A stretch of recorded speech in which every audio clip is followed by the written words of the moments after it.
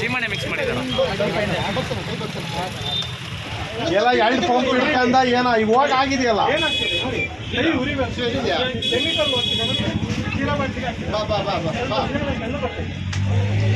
ಸೀಮೆಣ್ಣೆ smell ಬರ್ತದೆ.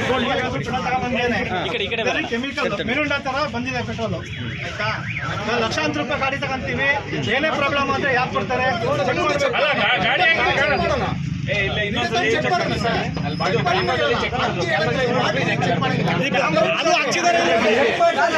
ನಗಣ ನೀವು ಇಲ್ಲ ಬಂದಲ್ಲ ಗಾಡಿ ಚೆಕ್ ಮಾಡಕ್ ಬೇಕು. ಈಗ 2 ಲಕ್ಷ ರೂಪಾಯಿ ಗಾಡಿ ಪೆಟ್ರೋಲ್ ಹಾಕ್ಬಿಟ್ಟು ಏನ್ ಮಾಡ್ಬೇಕು?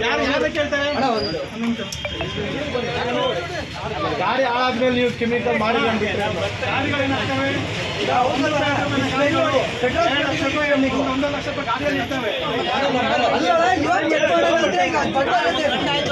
ಈಗ ಪೆಟ್ರೋಲ್ ಹೌದಾ ಅಲ್ವಾ ಇವ್ರದ್ದು ಅದಕ್ಕೆ ಹೇಳ್ಬೇಕು.